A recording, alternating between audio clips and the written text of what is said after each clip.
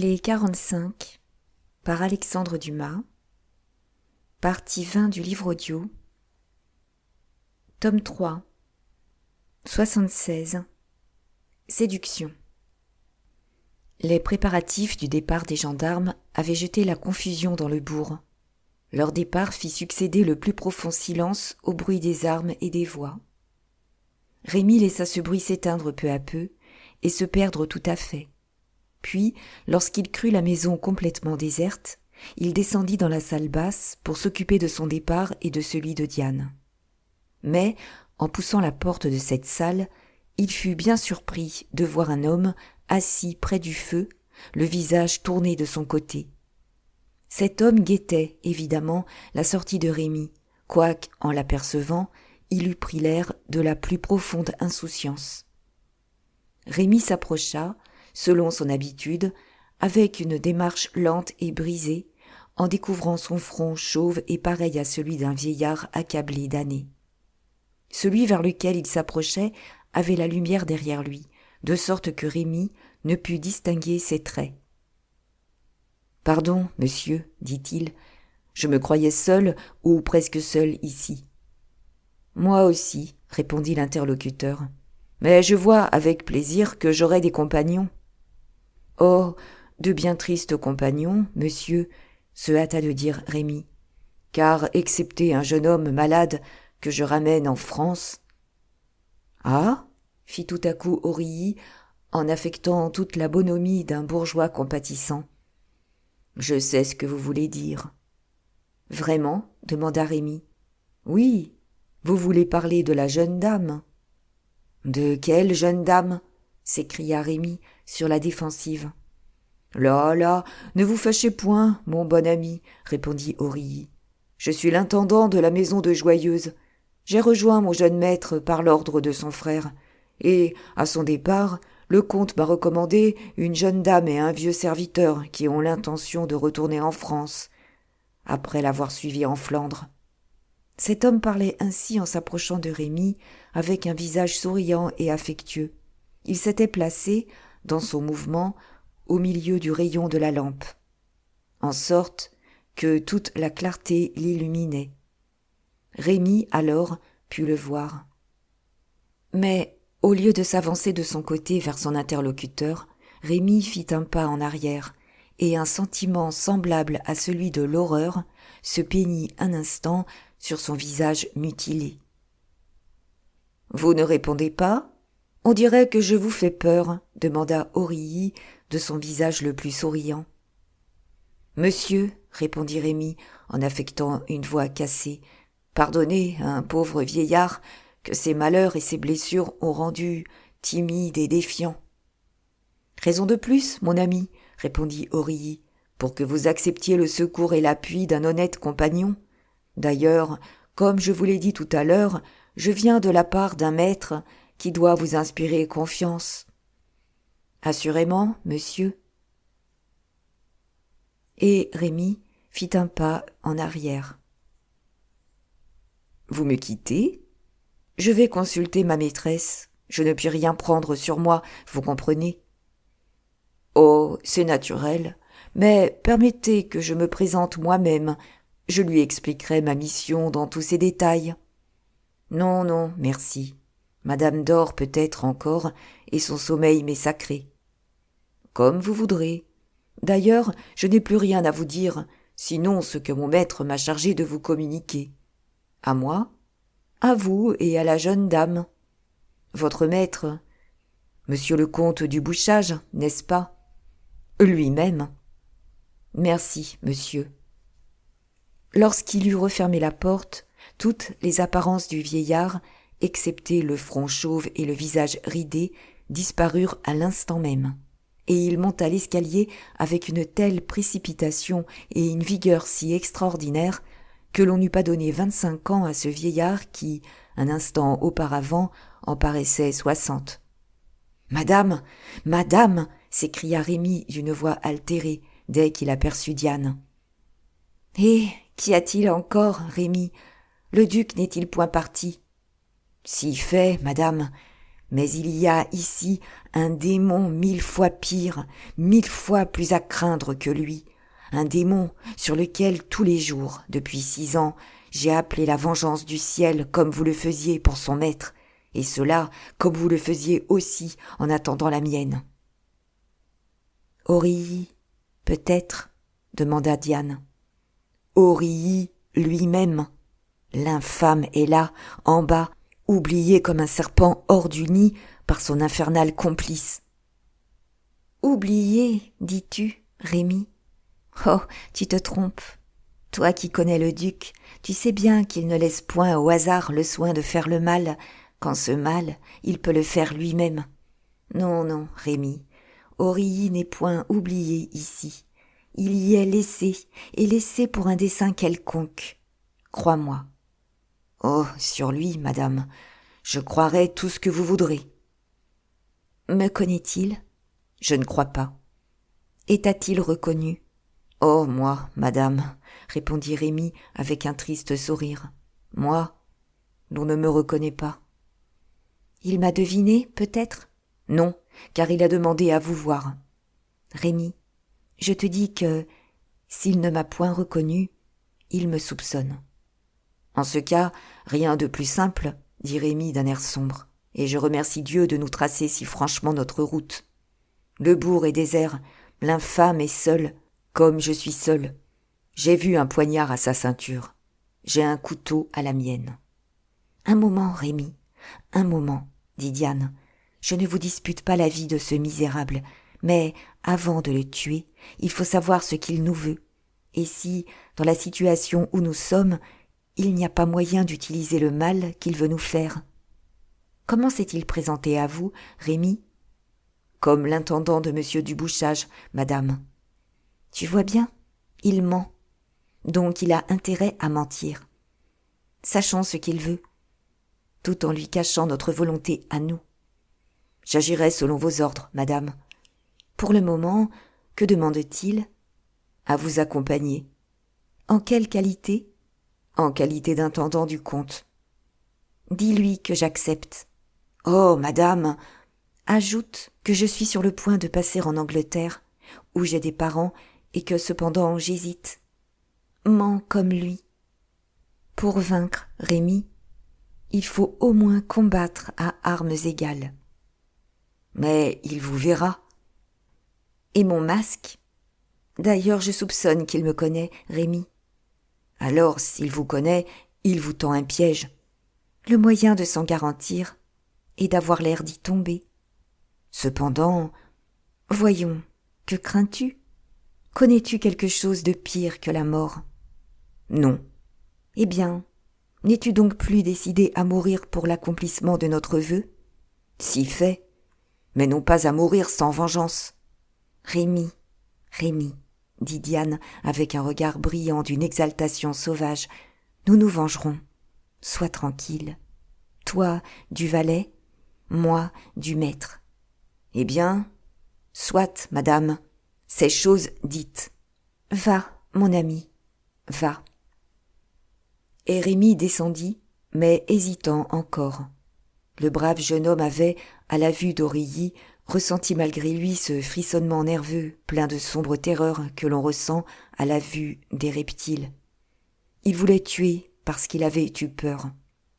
Mais cependant, au fur et à mesure qu'il descendait, la résolution rentrait dans cette âme si fortement trempée, et, en rouvrant la porte, il était résolu, malgré l'avis de Diane, à interroger Orilly, à le confondre, et, s'il trouvait en lui les mauvaises intentions qui lui soupçonnaient, à le poignarder sur la place. C'était ainsi que Rémi entendait la diplomatie. Orilly l'attendait avec impatience.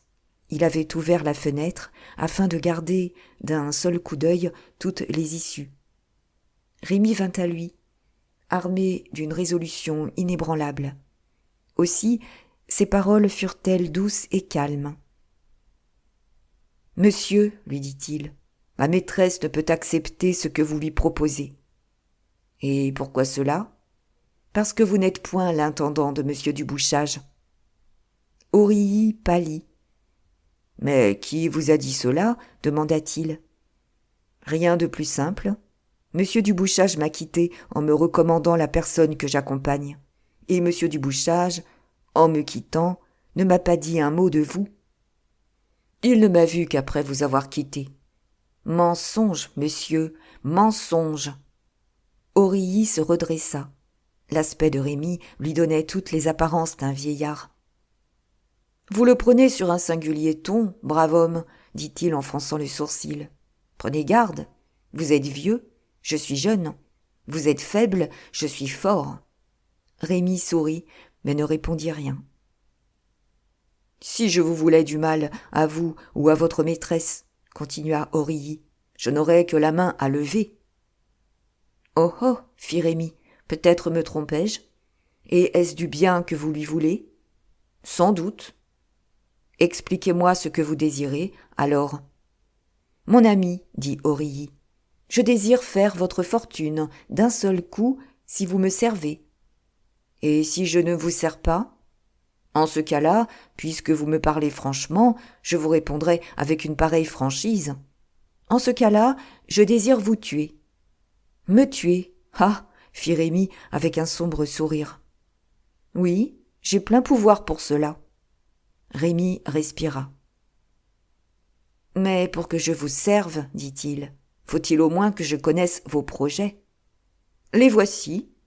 Vous avez deviné juste, mon brave homme, je ne suis point au comte Dubouchage. »« Ah ? Et à qui êtes-vous ? » ?»« Je suis un plus puissant seigneur. »« Faites-y attention, vous allez mentir encore. »« Et pourquoi cela ? » ?»« Au-dessus de la maison de Joyeuse, je ne vois pas beaucoup de maisons. »« Pas même la maison de France ? » ?»« Oh oh, fit Rémy. »« Et voilà comme elle paie, » ajouta Aurilly en glissant un des rouleaux d'or du duc d'Anjou dans la main de Rémy. Rémy tressaillit au contact de cette main et fit un pas en arrière. « Vous êtes au roi ? » demanda-t-il avec une naïveté qui eût fait honneur même à un homme plus rusé que lui. « Non, mais à son frère, monsieur le duc d'Anjou. »« Ah, très bien. Je suis le très humble serviteur de monsieur le duc. »« À merveille. Mais après ? » ?»« Comment après ? » ?»« Oui, que désire monseigneur ? » ?»« Monseigneur, très cher, » dit Aurilly en s'approchant de Rémy et en essayant, pour la seconde fois, de lui glisser le rouleau dans la main. « Monseigneur est amoureux de votre maîtresse. »« Il la connaît donc ? » ?»« Il l'a vue. »« Il l'a vue !» s'écria Rémy, dont la main crispée s'appuya sur le manche de son couteau. « Et quand cela l'a-t-il vue ? » ?»« Ce soir. »« Impossible, ma maîtresse n'a pas quitté sa chambre. »« Eh bien, voilà justement, le prince a agi comme un véritable écolier, preuve qu'il est véritablement amoureux. Comment a-t-il agi ? Voyons, dites. » Il a pris une échelle et a grimpé au balcon. « Ah !» fit Rémy, en comprimant les battements tumultueux de son cœur. « Ah ! Voilà comment il a agi. »« Il paraît qu'elle est fort belle, » ajouta Aurilly. « Vous ne l'avez donc pas vue, vous ? » ?»« Non, mais d'après ce que monseigneur m'a dit, je brûle de la voir, ne fût-ce que pour juger de l'exagération que l'amour apporte dans un esprit sensé. Ainsi donc, c'est convenu. Vous êtes avec nous. » Et pour la 3e fois, Aurilly essaya de faire accepter l'or à Rémy. « Certainement que je suis à vous, » dit Rémy, en repoussant la main d'Aurilly. « Mais encore faut-il que je sache quel est mon rôle dans les événements que vous préparez. Répondez-moi d'abord. La dame de là-haut est-elle la maîtresse de monsieur Dubouchage ou de son frère ? » Le sang monta au visage de Rémy. « Ni de l'un ni de l'autre, dit-il avec contrainte. La dame de là-haut n'a pas d'amant. »« Pas d'amant ? Mais alors, c'est un morceau de roi. Une femme qui n'a pas d'amant, morbleu, monseigneur, nous avons trouvé la pierre philosophale. »« Donc, reprit Rémy, monseigneur le duc d'Anjou est amoureux de ma maîtresse ? » ?»« Oui. Et que veut-il ? » ?»« Il veut la voir à Château-Thierry, où il se rend à marche forcée. » Voilà, sur mon âme, une passion venue bien vite. C'est comme cela que les passions viennent à monseigneur. Je ne vois à cela qu'un inconvénient, dit Rémi. Lequel? C'est que ma maîtresse va s'embarquer pour l'Angleterre. Diable! Voilà en quoi, justement, vous pouvez m'être utile. Décidez-la. À quoi? À prendre la route opposée. Vous ne connaissez pas ma maîtresse, monsieur. C'est une femme qui tient à ses idées.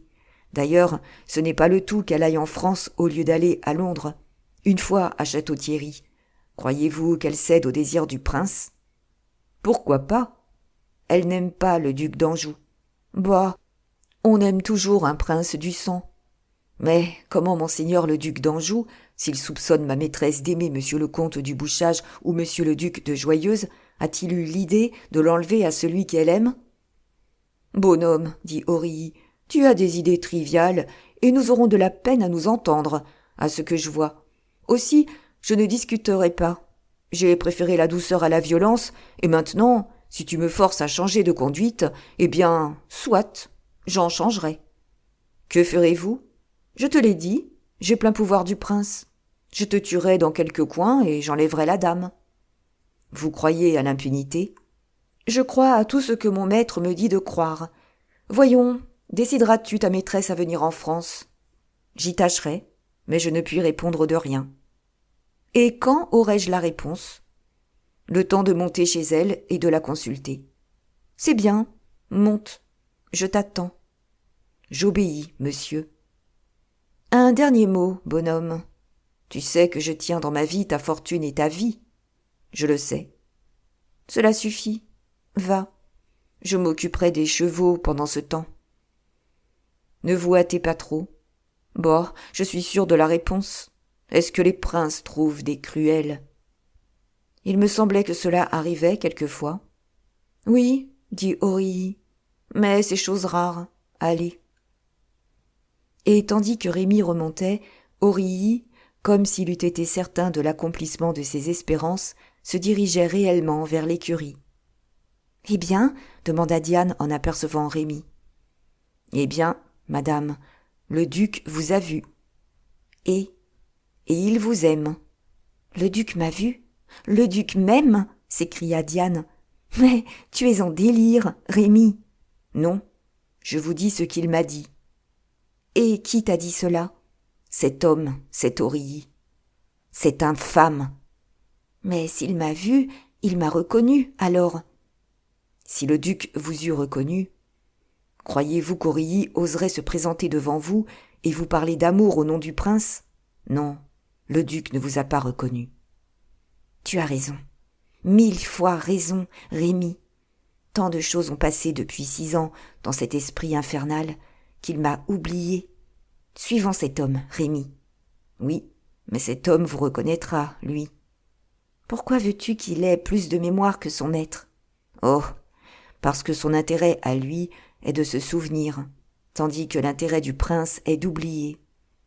Que le duc oublie, lui, le sinistre débauché, l'aveugle, le blasé, l'assassin de ses amours, cela se conçoit, lui, s'il n'oubliait pas, comment pourrait-il vivre?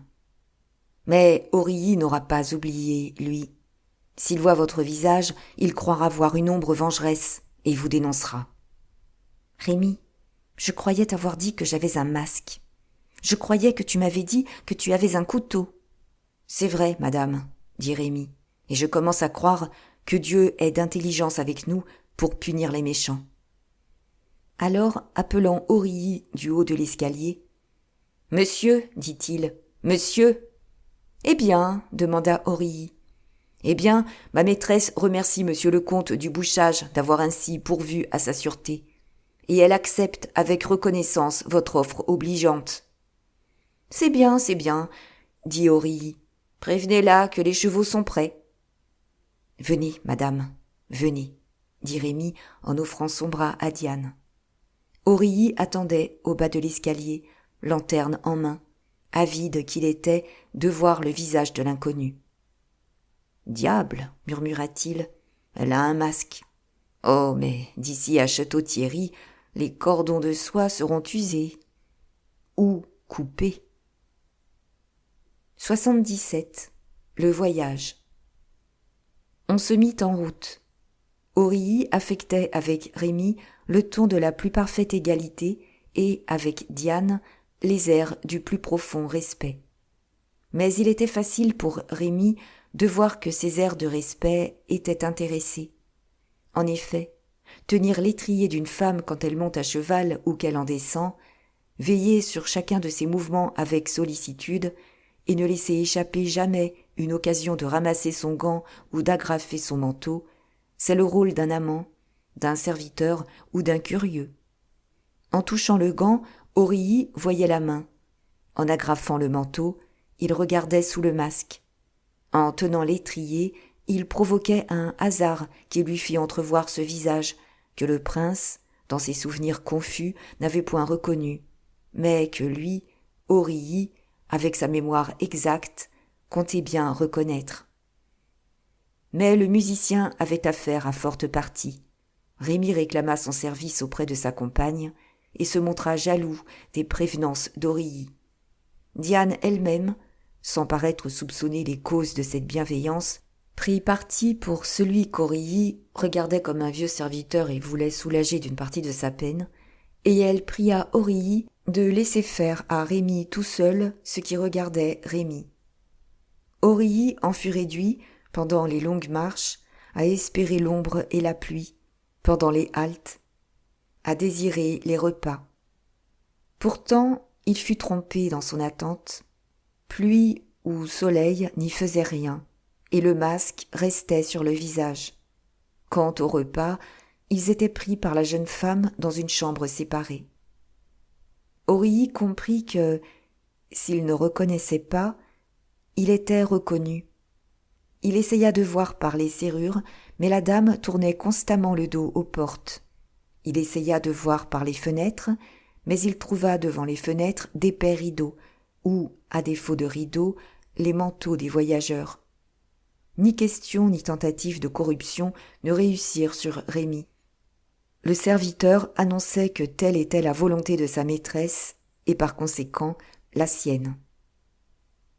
« Mais ces précautions sont-elles donc prises pour moi seule ?» demandait Aurilly. « Non, pour tout le monde. Mais enfin, monsieur le duc d'Anjou l'a vue. Alors elle ne se cachait pas. »« Hasard, pur hasard, » répondait Rémy. « Et c'est justement parce que, malgré elle, ma maîtresse a été vue par monsieur le duc d'Anjou, qu'elle prend ses précautions pour n'être plus vue par personne. » Cependant les jours s'écoulaient. On approchait du terme, et, grâce aux précautions de Rémy et de sa maîtresse, la curiosité d'Aurilly avait été mise en défaut. Déjà la Picardie apparaissait au regard des voyageurs. Aurilly, qui, depuis 3 ou 4 jours, essayait de tout, de la bonne mine, de la bouderie, des petits soins et presque des violences, commençait à perdre patience, et les mauvais instincts de sa nature prenaient peu à peu le dessus. On eût dit qu'il comprenait que, sous le voile de cette femme, était caché un secret mortel. Un jour, il demeura un peu en arrière avec Rémy, et renouvela sur lui ses tentatives de séduction que Rémy repoussa comme d'habitude. « Enfin, dit Aurilly, il faudra cependant bien qu'un jour ou l'autre je voie ta maîtresse. »« Sans doute, dit Rémy, mais ce sera au jour qu'elle voudra et non au jour que vous voudrez. Cependant, si j'employais la force, dit Aurilly. » Un éclair qu'il ne put retenir jaillit des yeux de Rémy. « Essayez, dit-il. » Aurilly vit l'éclair. Il comprit ce qui vivait d'énergie dans celui qu'il prenait pour un vieillard. Il se mit à rire. « Que je suis fou, dit-il, et que m'importe qui elle est. C'est bien la même, n'est-ce pas, que monsieur le duc d'Anjou a vue ? Certes. Et qu'il m'a dit de lui amener à Château-Thierry. Oui. Eh bien, c'est tout ce qu'il me faut. Ce n'est pas moi qui suis amoureux d'elle, c'est monseigneur, et pourvu que vous ne cherchiez pas à fuir, à m'échapper. »« En avons-nous l'air ?» dit Rémy. « Non. »« Nous en avons si peu l'air, et c'est si peu notre intention, que, n'y fussiez-vous pas, nous continuerions notre route pour Château-Thierry. Si le duc désire nous voir, nous désirons le voir aussi, nous. » Alors, dit Aurilly, cela tombe à merveille.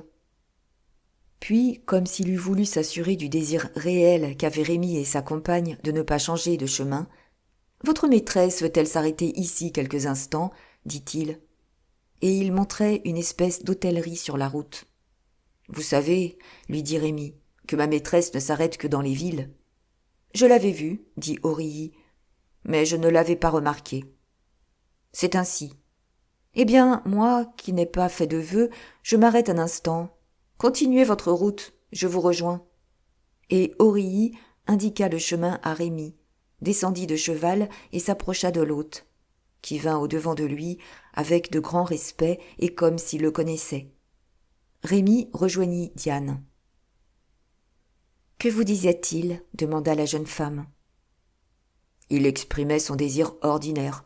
« Celui de me voir ?»« Oui. » Diane sourit sous son masque. « Prenez garde, dit Rémi, il est furieux. »« Il ne me verra pas. Je ne le veux pas, et c'est te dire qu'il n'y pourra rien. Mais une fois que vous serez à Château-Thierry, ne faudra-t-il point qu'il vous voie à visage découvert ? Qu'importe, si la découverte arrive trop tard pour eux. D'ailleurs, le maître ne m'a point reconnu. Oui, mais le valet vous reconnaîtra. Tu vois que jusqu'à présent, ni ma voix ni ma démarche ne l'ont frappé. N'importe, madame, dit Rémi, tous ces mystères qui existent depuis 8 jours pour Aurilly n'avaient point existé pour le prince. Il n'avait point excité sa curiosité, point éveillé ses souvenirs, au lieu que depuis 8 jours, Aurilly cherche, calcule, suppute. Votre vue frappera une mémoire éveillée sur tous les points. Il vous reconnaîtra s'il ne vous a pas reconnu. En ce moment, ils furent interrompus par Aurilly, qui avait pris un chemin de traverse et qui, les ayant suivis sans les perdre de vue, apparaissait tout à coup dans l'espoir de saisir quelques mots de leur conversation. Le silence soudain qui accueillit son arrivée lui prouva significativement qu'il gênait. Il se contenta donc de suivre, par derrière, comme il faisait quelquefois. Dès ce moment, le projet d'Aurilly fut arrêté. Il se défiait réellement de quelque chose, comme l'avait dit Rémi. Seulement, il se défiait instinctivement, car, pas un instant, son esprit, flottant de conjecture en conjecture, ne s'était arrêté à la réalité. Il ne pouvait s'expliquer qu'on lui cachât avec tant d'acharnement ce visage que tôt ou tard il devait voir. Pour mieux conduire son projet à sa fin, il sembla de ce moment y avoir complètement renoncé et se montra le plus commode et le plus joyeux compagnon possible durant le reste de la journée. Rémi ne remarqua point ce changement sans inquiétude. On arriva à une ville et l'on y coucha comme d'habitude.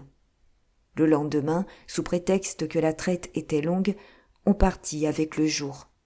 À midi, il fallut s'arrêter pour laisser reposer les chevaux. À 2 heures, on se remit en route.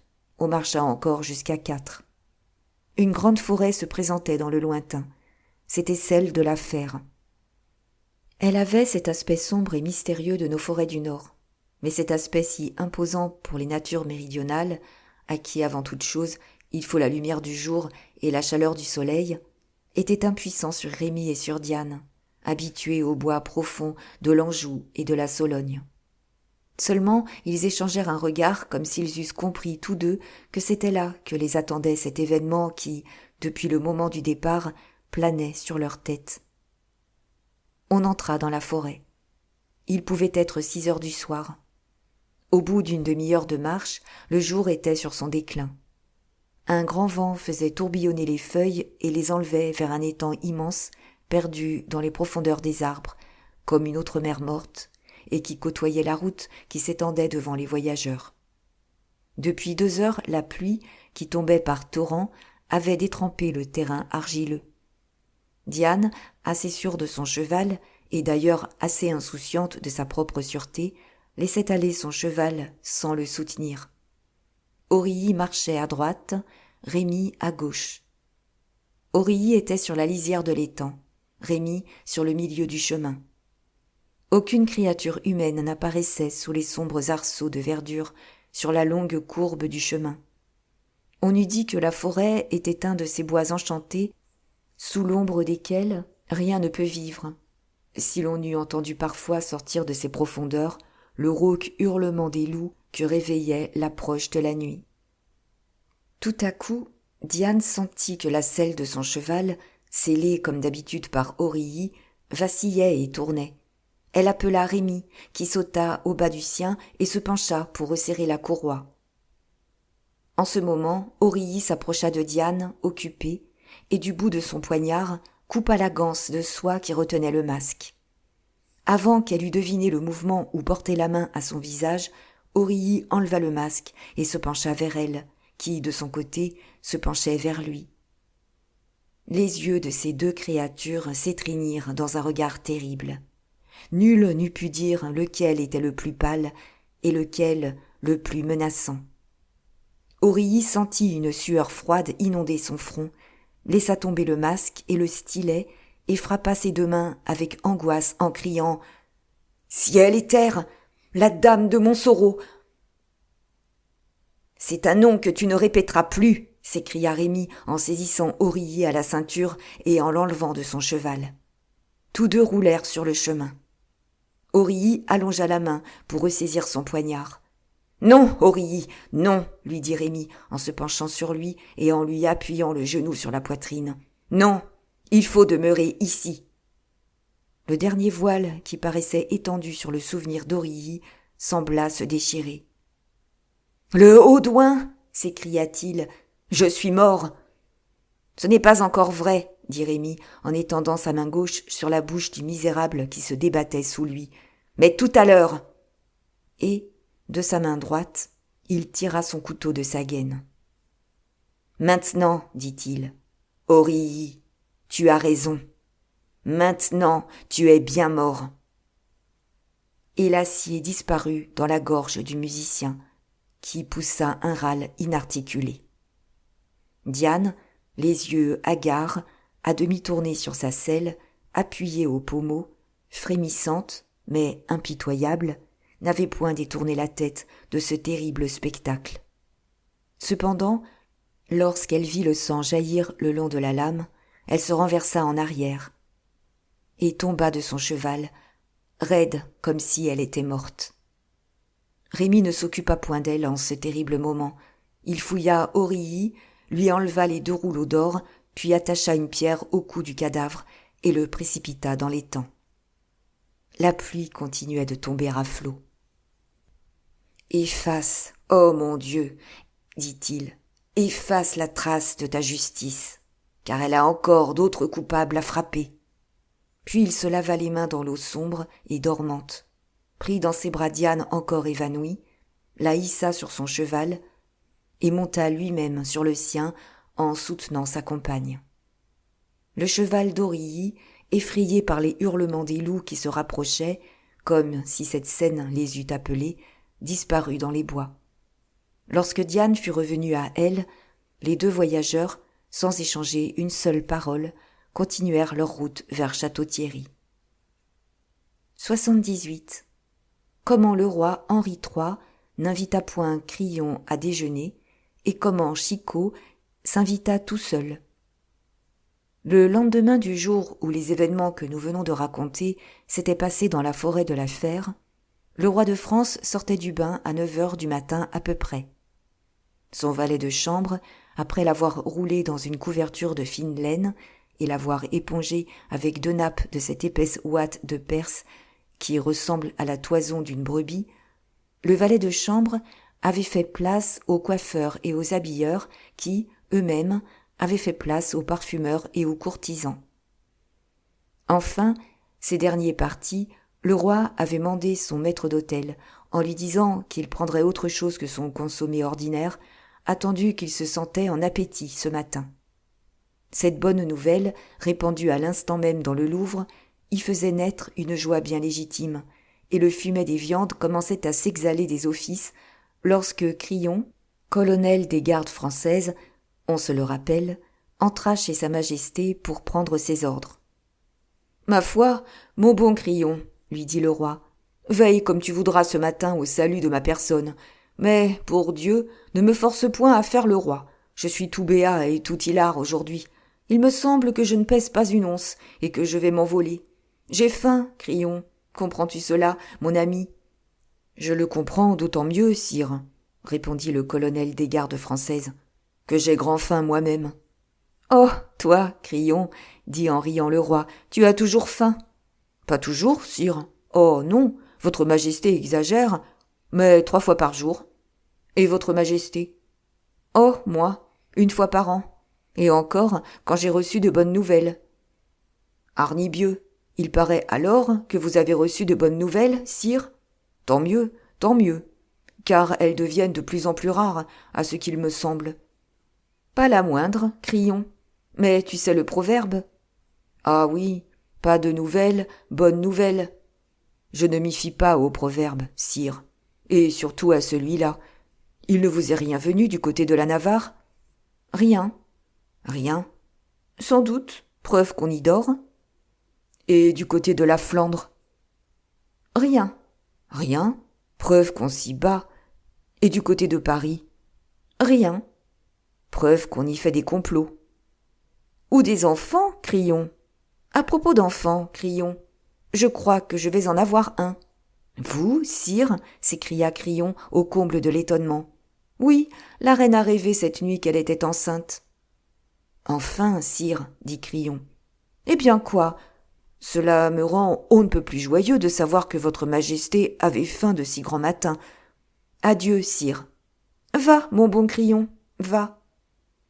Harnibieu, sire, dit Crillon, puisque votre majesté a si grand faim, elle devrait bien m'inviter à déjeuner. Pourquoi cela, Crillon ? Parce qu'on dit que votre majesté vit de l'air du temps, ce qui l'a fait maigrir. Attendu que l'air est mauvais et que j'aurais été enchanté de pouvoir dire « Harnibieu, ce sont pures calomnies, le roi mange comme tout le monde. » Non, Crillon, non, au contraire, laisse croire ce qu'on croit. Cela me fait rougir de manger comme un simple mortel devant mes sujets. Ainsi, Crillon, comprends bien ceci. Un roi doit toujours rester poétique et ne se jamais montrer que noblement. Ainsi, voyons, un exemple. J'écoute, sire. Rappelle-toi le roi Alexander. Quel roi Alexander ? Alexander Magnus. Ah, tu ne sais pas le latin, c'est vrai. Eh bien, Alexandre aimait à se baigner devant ses soldats, parce qu'Alexandre était beau, bien fait et suffisamment dodu, ce qui fait qu'on le comparait à l'Apollon et même à l'Antinous. Oh, oh, sire, fit Crillon, vous auriez diablement tort de faire comme lui et de vous baigner devant les vôtres, car vous êtes bien maigre, mon pauvre sire. Brave Crillon, va, dit Henri en lui frappant sur l'épaule. Tu es un bien excellent brutal. Tu ne me flattes pas, toi.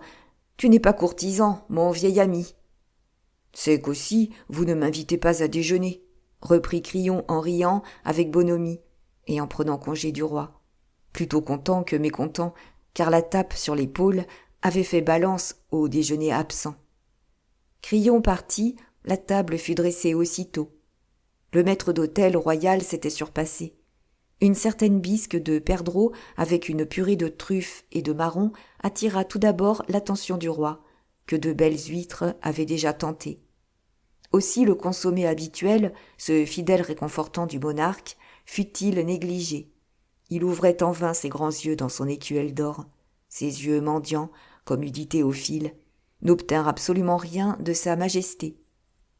Le roi commença l'attaque sur sa bisque de perdreau. Il en était à sa 4e bouchée lorsqu'un pas léger effleura le parquet derrière lui. Une chaise grinça sur ses roulettes et une voix bien connue demanda aigrement « Un couvert !» Le roi se retourna. « Chicot !» s'écria-t-il, en personne. Et Chicot, reprenant ses habitudes qu'aucune absence ne lui pouvait faire perdre, Chicot s'étendit dans sa chaise, prit une assiette, une fourchette, et sur le plat d'huîtres commença, en les arrosant de citron, à prélever les plus grosses et les plus grasses, sans ajouter un seul mot. « Toi ici, toi revenu !» s'écria Henri. « Chut !» lui fit de la main Chicot, la bouche pleine. Et il profita de cette exclamation du roi pour attirer à lui les perdreaux. « Halte là, Chicot, c'est mon plat !» s'écria Henri en allongeant la main pour retenir la bisque. Chicot partagea fraternellement avec son prince et lui en rendit la moitié. Puis il se versa du vin, passa de la bisque à un pâté de thon, du thon à des écrevisses farcies, avala par manière d'acquis et par-dessus le tout le consommé royal. Puis, poussant un grand soupir, « Je n'ai plus faim, dit-il. »« Par la mort Dieu, je l'espère bien, Chicot. »« Ah, bonjour, mon roi, comment vas-tu ? Je te trouve un petit air tout guilleret ce matin. »« N'est-ce pas, Chicot ? De charmantes petites couleurs. »« Hein ? Est-ce à toi ? Parbleu. Alors, je t'en fais mon compliment. Le fait est que je me sens on ne peut plus dispos ce matin. Tant mieux, mon roi, tant mieux. Ah, ça, mais ton déjeuner ne finissait point là, et il te restait bien encore quelques petites friandises. Voici des cerises confites par les dames de Montmartre. Elles sont trop sucrées. Des noix farcies de raisins de Corinthe. Fi, on a laissé les pépins dans les raisins. Tu n'es content de rien. C'est que, parole d'honneur, tout dégénère, même la cuisine, et qu'on vit de plus en plus mal à la cour. Vivrait-on mieux à celle du roi de Navarre ? Demanda Henri en riant. Eh, je ne dis pas non. Alors c'est qu'il s'y est fait de grands changements. Ah, quant à cela, tu ne crois pas si bien dire, Henriquet. Parle-moi un peu de ton voyage, alors, cela me distraira. Très volontiers, je ne suis venu que pour cela. Par où veux-tu que je commence ? Par le commencement. Comment as-tu fait la route ? Oh, une véritable promenade.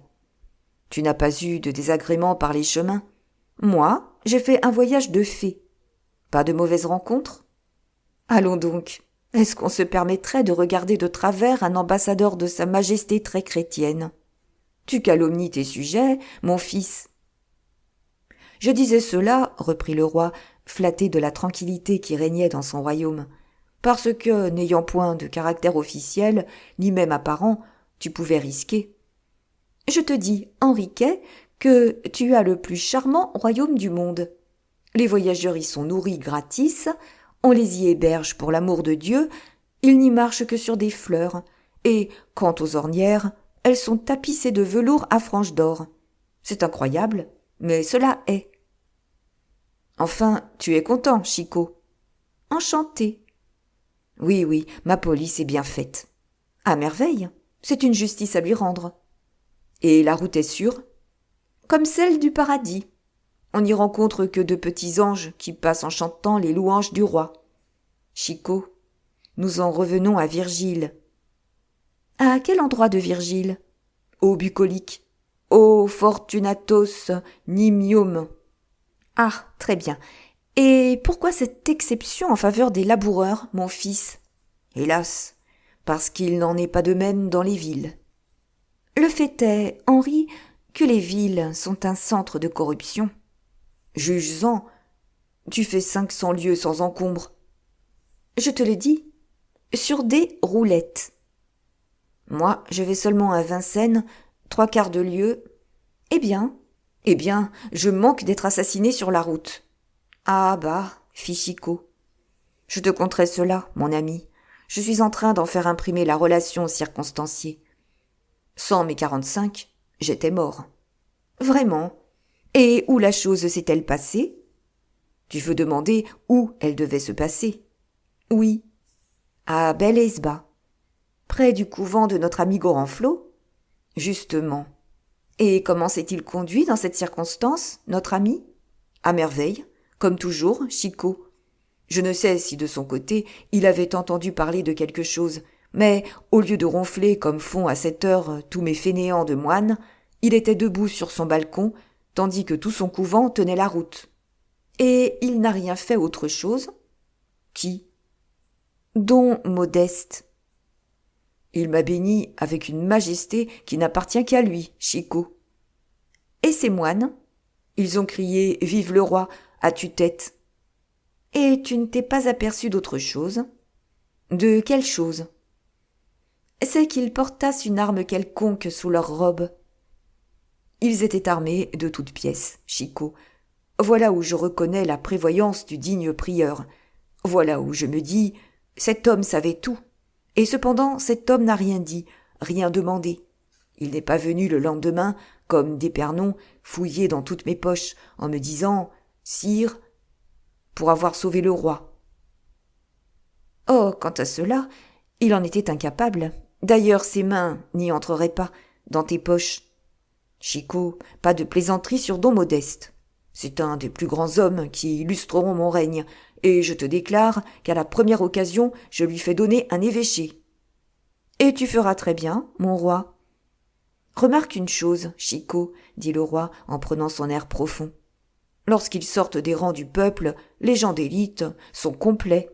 Nous autres gentilshommes, vois-tu, nous prenons dans notre sang certaines vertus et certains vices de race, qui nous font des spécialités historiques. Ainsi, les Valois sont fins et subtils, braves mais paresseux.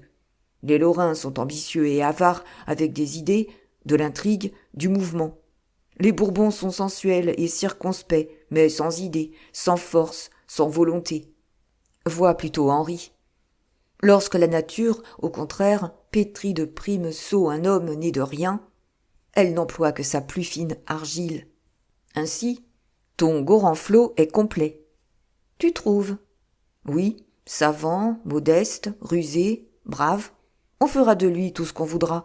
Un ministre, un général d'armée, un pape. Là, sire, arrêtez-vous, dit Chicot. Si le brave homme vous entendait, il crèverait dans sa peau, car il est fort orgueilleux. Quoi que tu en dises, le prieur Don Modeste. Tu es jaloux, Chicot. Moi, Dieu m'en garde, la jalousie, fi, la vilaine passion. Oh, c'est que je suis juste, moi, la noblesse du sang ne m'aveugle point. Stemata quid faciunt. Bravo. Et tu disais donc, mon roi, que tu avais failli être assassiné? Oui. Par qui? Par la Ligue, mordieu. Comment se porte-t-elle, la Ligue? Toujours de même. Ce qui veut dire de mieux en mieux. Elle engraisse, Henriquet. Elle engraisse. Oh, les corps politiques ne vivent point, qui s'engraissent trop jeunes. C'est comme les enfants, Chicot. Ainsi, tu es content, mon fils? À peu près. Tu te trouves en paradis? Oui, Chicot.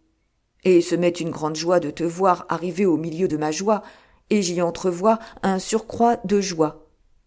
Habemus consulem facetum, comme disait Caton. Tu apportes de bonnes nouvelles, n'est-ce pas, mon enfant? Je crois bien. Et tu me fais languir, friand que tu es. Par où veux-tu que je commence, mon roi?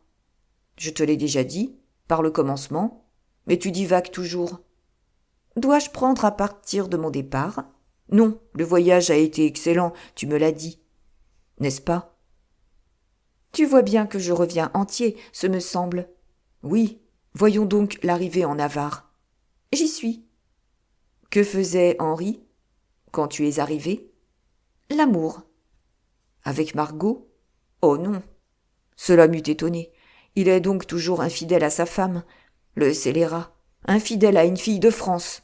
Heureusement qu'elle le lui rend. Et lorsque tu es arrivé, quel était le nom de la rivale de Margot? Fosseuse. Une Montmorency.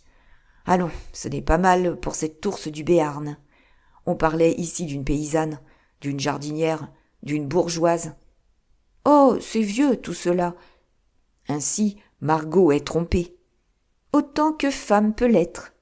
Et elle est furieuse, enragée. Et elle se venge. Je le crois bien. Henri se frotta les mains avec une joie sans pareille. Que va-t-elle faire? S'écria-t-il en riant. Va-t-elle remuer ciel et terre, jeter Espagne sur Navarre, Artois et Flandre sur Espagne? Va-t-elle un peu appeler son petit frère Henriquet contre son petit mari Henriot, hein? C'est possible. Tu l'as vue? Oui. Et au moment où tu l'as quittée, que faisait-elle? Oh, cela, tu ne devinerais jamais. Elle se préparait à prendre un autre amant. Elle se préparait à être sage-femme. Comment? Que signifie cette phrase? Ou plutôt, cette inversion anti-française? Il y a équivoque, Chicot, gare à l'équivoque. Non pas, mon roi, non pas. Peste, nous sommes un peu trop grammairiens pour faire des équivoques, trop délicats pour faire des coqs à l'âne, et trop véridiques pour avoir jamais voulu dire femme sage. Non, non, mon roi, c'est bien sage femme que j'ai dit. Obstétrix? Obstétrix, oui, mon roi. Junot Lucina, si tu aimes mieux. Monsieur Chicot, oh, roule tes yeux tant que tu voudras. Je te dis que ta sœur Margot était en train de faire un accouchement quand je suis partie de Nérac. Pour son compte, s'écria Henri en pâlissant. Margot aurait des enfants? Non, non, pour le compte de son mari. Tu sais bien que les derniers Valois n'ont pas la vertu prolifique. Ce n'est point comme les Bourbons, peste. Ainsi Margot accouche, verbe actif. Tout ce qu'il y a de plus actif. Qui accouche-t-elle? Mademoiselle Fosseuse. Ma foi, je n'y comprends rien, dit le roi. Ni moi non plus, dit Chicot, mais je ne me suis pas engagé à te faire comprendre. Je me suis engagé à te dire ce qui est, voilà tout. Mais ce n'est peut-être qu'à son corps défendant qu'elle a consenti à cette humiliation. Certainement, il y a eu lutte, mais du moment où il y a eu lutte, il y a eu infériorité de part ou d'autre. Vois Hercule avec Anté, vois Jacob avec l'ange, eh bien, ta sœur a été moins forte que Henri, voilà tout. Mordieu, j'en suis aise, en vérité. Mauvais frères. Ils doivent s'exécrer, alors. Je crois qu'au fond, ils ne s'adorent pas. Mais en apparence, ils sont les meilleurs amis du monde, Henri. Oui, mais un beau matin viendra quelque nouvel amour qui les brouillera tout à fait. Eh bien, ce nouvel amour est venu, Henri. Bah, oui, d'honneur. Mais veux-tu que je te dise la peur que j'ai? Dis. J'ai peur que ce nouvel amour, au lieu de les brouiller, ne les raccommode. Ainsi, il y a un nouvel amour? Eh, mon Dieu, oui. Du Béarnais? Du Béarnais. Pour qui? Attends donc. Tu veux tout savoir, n'est-ce pas? Oui, raconte, Chicot. Raconte, tu racontes très bien. Merci, mon fils. Alors, si tu veux tout savoir, il faut que je remonte au commencement. Remonte, mais dis vite. Tu avais écrit une lettre au féroce Béarnais. Comment sais-tu cela? Parbleu, je l'ai lu. Qu'en dis-tu? Que si ce n'était pas délicat de procéder, c'était au moins astucieux de langage. Elle devait les brouiller. Oui, si Henri et Margot eussent été des conjoints ordinaires, des époux bourgeois. Que veux-tu dire? Je veux dire que le Béarnais n'est point une bête. Oh, et qu'il a deviné. Deviné quoi? Que tu voulais le brouiller avec sa femme. C'était clair, cela. Oui, mais ce qu'il était moins, c'était le but dans lequel tu voulais les brouiller. Ah, diable, le but! Oui, ce damné Béarnais ne s'est-il pas avisé de croire que tu n'avais d'autre but, en le brouillant avec sa femme, que de ne pas payer à ta sœur la dot que tu lui dois? Ouais.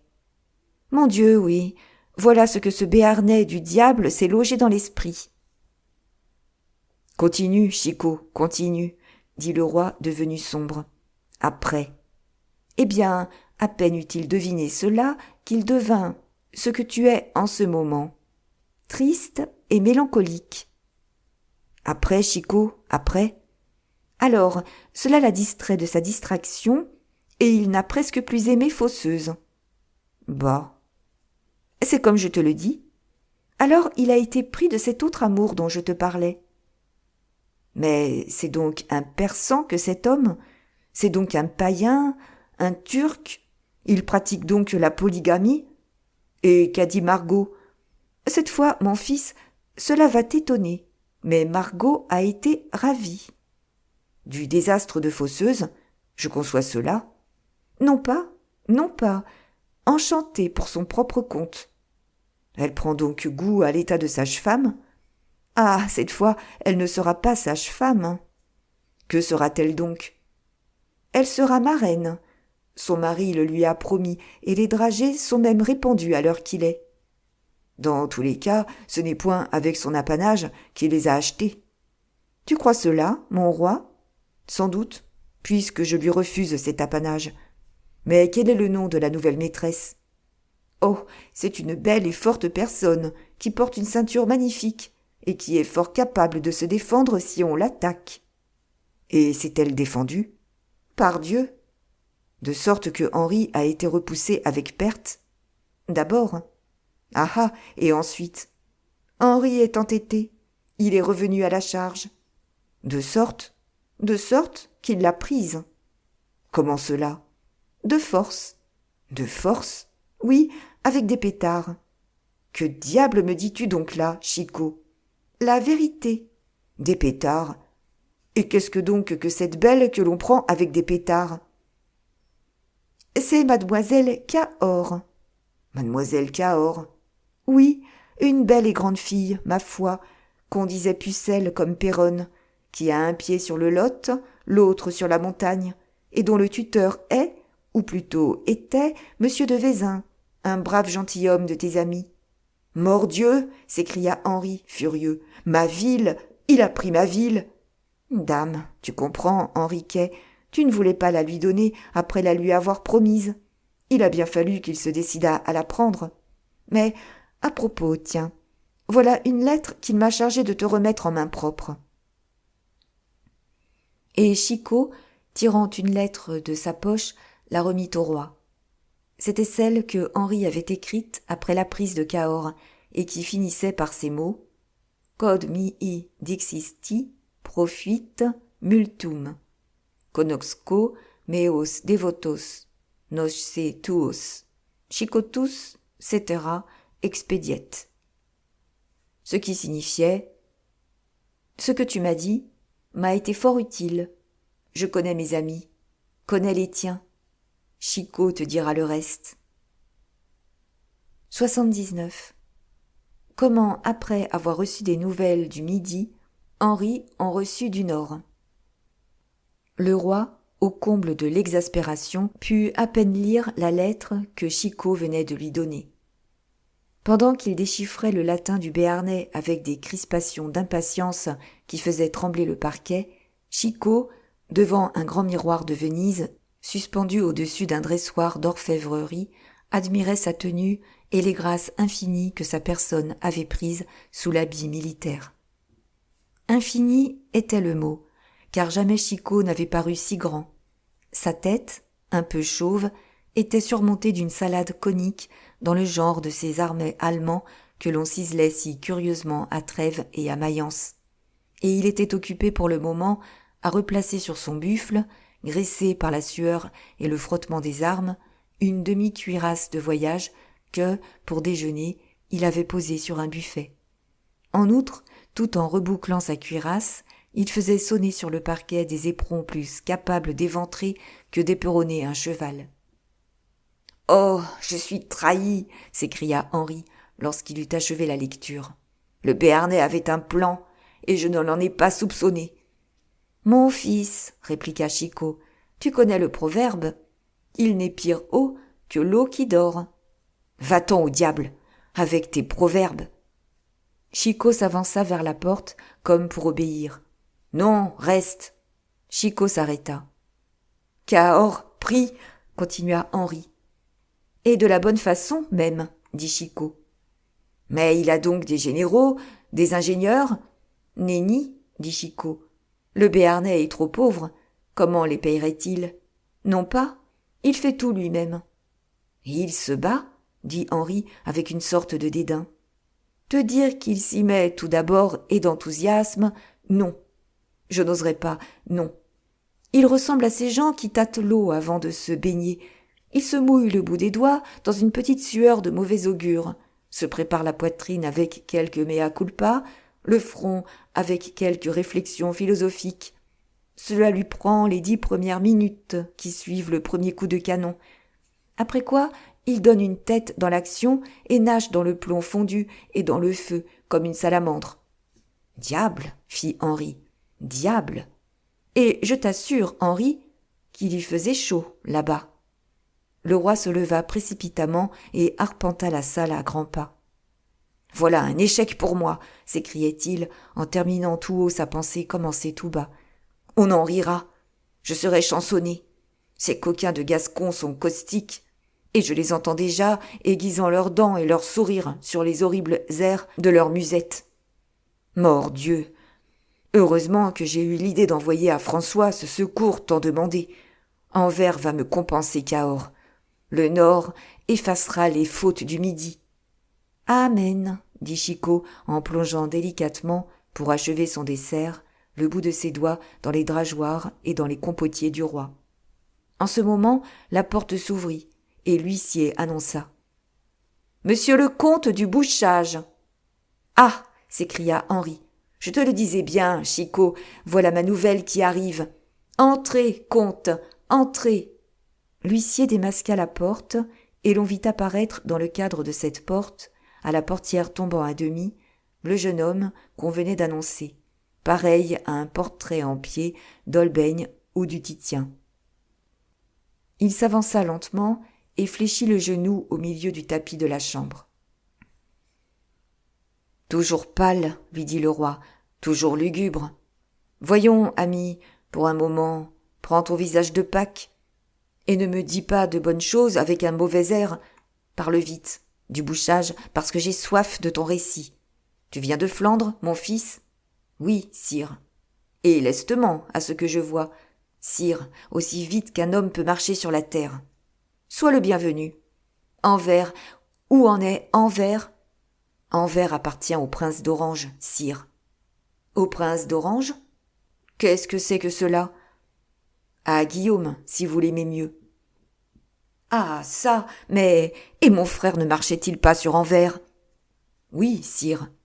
Mais maintenant, ce n'est plus sur Anvers qu'il marche, c'est sur Château-Thierry. Il a quitté l'armée ? Il n'y a plus d'armée, sire. Oh, fit le roi en faiblissant des genoux et en retombant dans son fauteuil. Mais joyeuse ?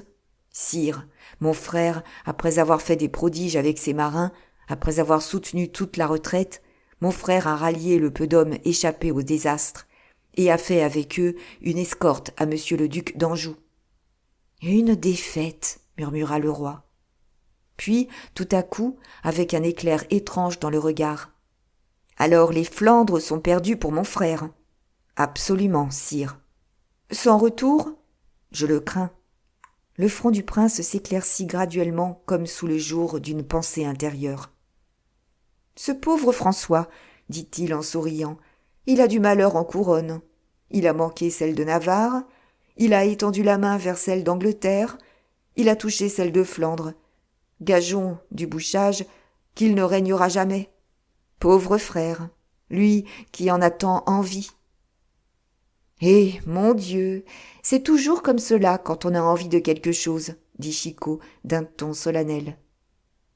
Et combien de prisonniers ? Demanda le roi. 2000 à peu près. Combien de morts ? Autant au moins. Monsieur de Saint-Aignan est du nombre. Comment ? Il est mort, ce pauvre Saint-Aignan ? Noyé. Noyé ? Comment ? Vous vous êtes donc jeté dans l'Escaut ? Non pas. C'est l'Escaut qui s'est jeté sur nous. Le comte fit alors au roi un récit exact de la bataille et de l'inondation. Henri l'écouta d'un bout à l'autre avec une pause, un silence et une physionomie qui ne manquait pas de majesté. Puis, lorsque le récit fut fini, il se leva et alla s'agenouiller devant le prie-dieu de son oratoire, fit son oraison et, un instant après, revint avec un visage parfaitement rasséréné. « Là, dit-il, j'espère que je prends les choses en roi. Un roi soutenu par le Seigneur est réellement plus qu'un homme. Voyons, comte, imitez-moi, et puisque votre frère est sauvé comme le mien, Dieu merci, eh bien, déridons-nous un peu. Je suis à vos ordres, sire. Que veux-tu pour prix de tes services, du Bouchage ? Parle. Sire, dit le jeune homme, en secouant la tête, je n'ai rendu aucun service. Je le conteste, mais en tout cas, ton frère en a rendu. D'immenses, sire. Il a sauvé l'armée, dis-tu, ou plutôt les débris de l'armée. Il n'y a pas, dans ce qu'il en reste, un seul homme qui ne vous dise qu'il doit la vie à mon frère. Eh bien, du Bouchage, ma volonté est d'étendre mon bienfait sur vous deux, et j'imiterai en cela le Seigneur Tout-Puissant, qui vous a protégés d'une façon si visible, en vous faisant tous deux pareils, c'est-à-dire riches, braves et beaux. En outre, j'imiterai ces grands politiques si bien inspirés toujours, lesquels avaient pour coutume de récompenser les messagers de mauvaises nouvelles. « Allons donc, dit Chicot.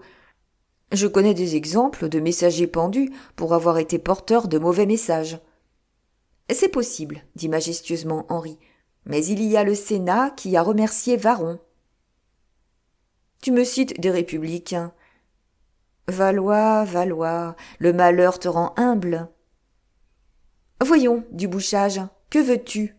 Que désires-tu? Puisque votre majesté me fait l'honneur de me parler si affectueusement, j'oserais mettre à profit sa bienveillance. Je suis las de la vie, sire, et cependant j'ai répugnance à abréger ma vie, car Dieu le défend. Tous les subterfuges qu'un homme d'honneur emploie en pareil cas sont des péchés mortels. Se faire tuer à l'armée, se laisser mourir de faim, oublier de nager quand on traverse un fleuve, ce sont des travestissements de suicide au milieu desquels Dieu voit parfaitement clair. Car, vous le savez, sire, nos pensées les plus secrètes sont à jour devant Dieu. Je renonce donc à mourir avant le terme que Dieu a fixé à ma vie. Mais le monde me fatigue, et je sortirai du monde. « Mon ami, fit le roi. » Chicot leva la tête et regarda avec intérêt ce jeune homme si beau, si brave, si riche, et qui cependant parlait d'une voix si désespérée. « Sire, continua le comte, avec l'accent de la résolution, tout ce qui m'arrive depuis quelque temps fortifie en moi ce désir. Je veux me jeter dans les bras de Dieu, souverain consolateur des affligés, comme il est en même temps souverain maître des heureux de la terre.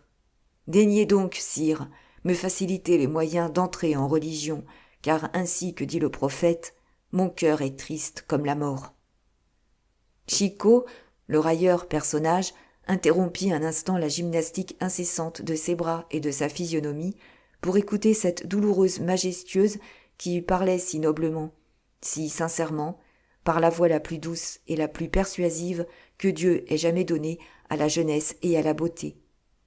Son œil brillant s'éteignit en reflétant le regard désolé du frère de Joyeuse.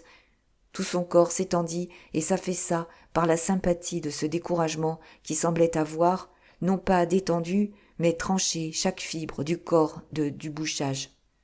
Le roi, lui aussi, avait senti son cœur se fondre à l'audition de cette douloureuse requête. « Ah, je comprends, ami, dit-il. Tu veux entrer en religion, mais tu te sens homme encore et tu crains les épreuves. Je ne crains pas pour les austérités, sire, mais pour le temps qu'elles laissent à l'indécision. Non, non, ce n'est point pour adoucir les épreuves qui me seront imposées, car j'espère ne rien retirer à mon corps des souffrances physiques, à mon esprit des privations morales. C'est pour enlever à l'un ou à l'autre tout prétexte de revenir au passé. C'est pour faire, en un mot, jaillir de la terre cette grille qui doit me séparer à jamais du monde et qui, d'après les règles ecclésiastiques, d'ordinaire pousse lentement comme une haie d'épines. « Pauvre garçon, dit le roi, qui avait suivi le discours du Bouchage en scandant pour ainsi dire chacune de ses paroles. « Pauvre garçon, je crois qu'il fera un bon prédicateur, n'est-ce pas, Chicot ?» Chicot ne répondit rien. Du Bouchage continua.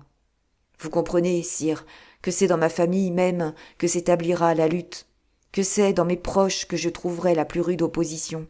Mon frère, le cardinal, si bon en même temps qu'il est si mondain, cherchera 1000 raisons de me faire changer d'avis, et s'il ne réussit point à me persuader, comme j'en suis sûr, il s'attaquera aux impossibilités matérielles et m'allèguera Rome, qui met des délais entre chaque degré des ordres.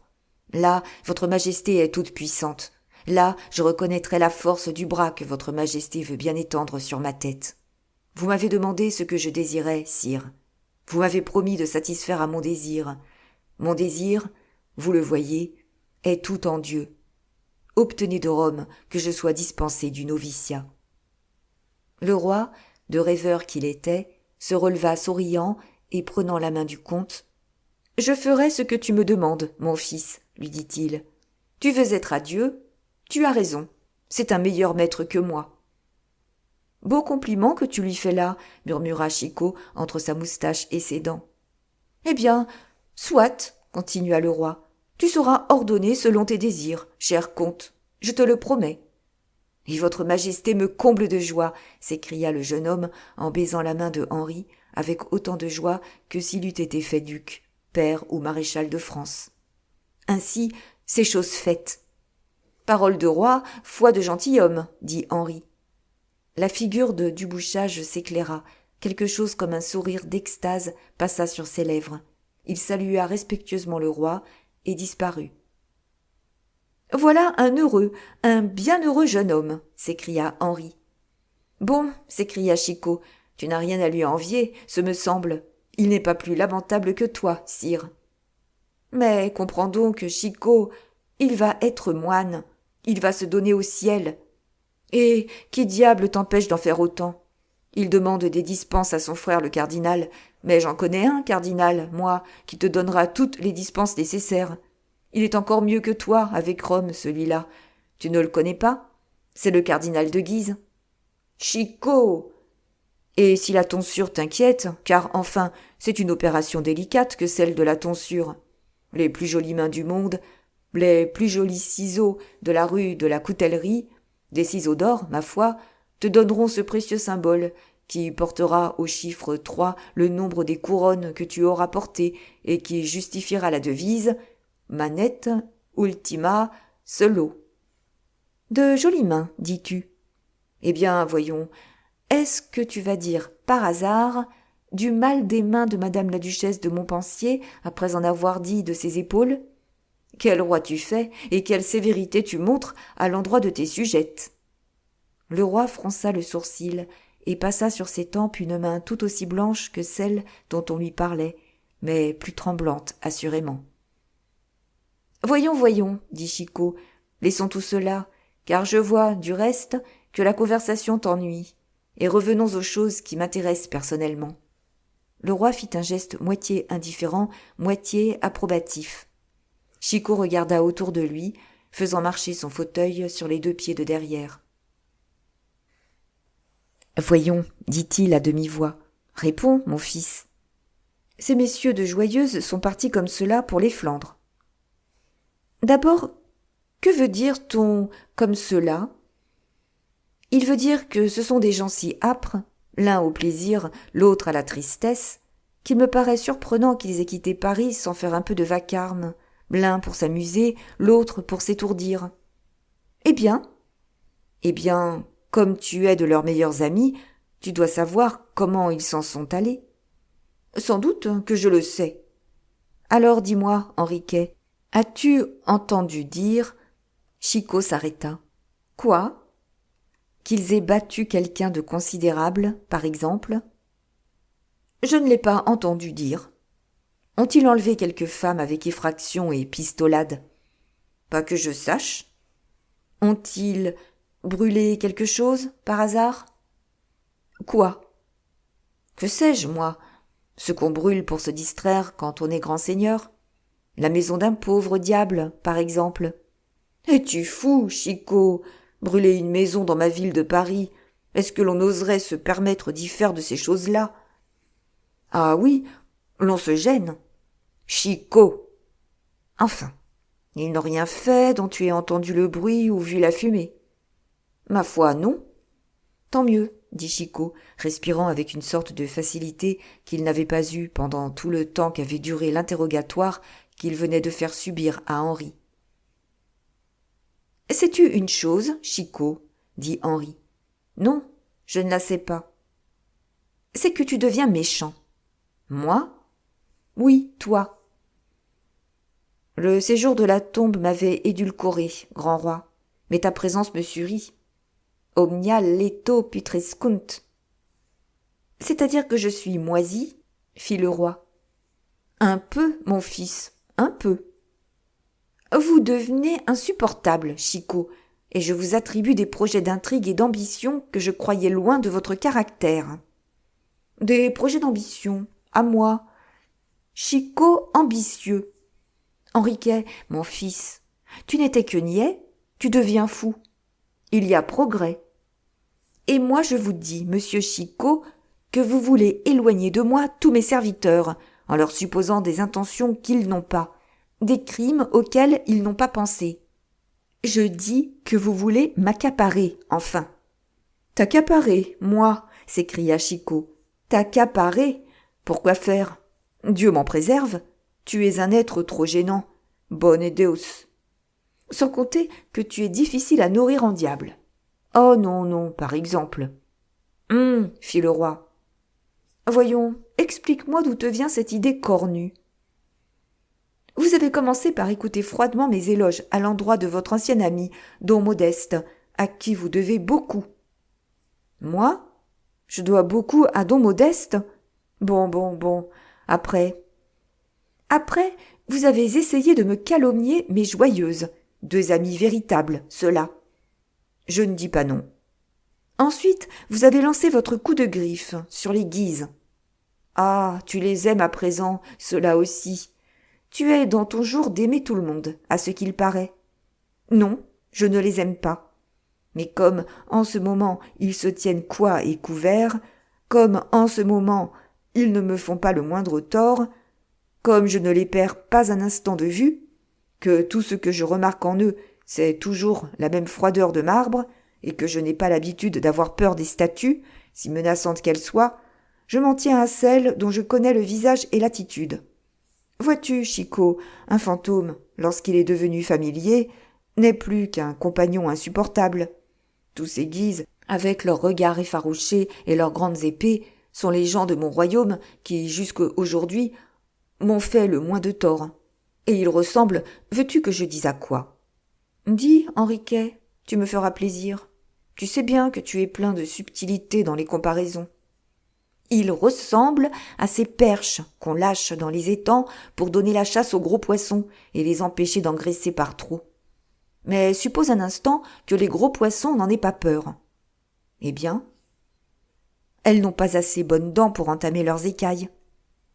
Oh, Henri, mon enfant, que tu es donc subtil. Tandis que ton Béarnais. Voyons, as-tu aussi une comparaison pour le Béarnais?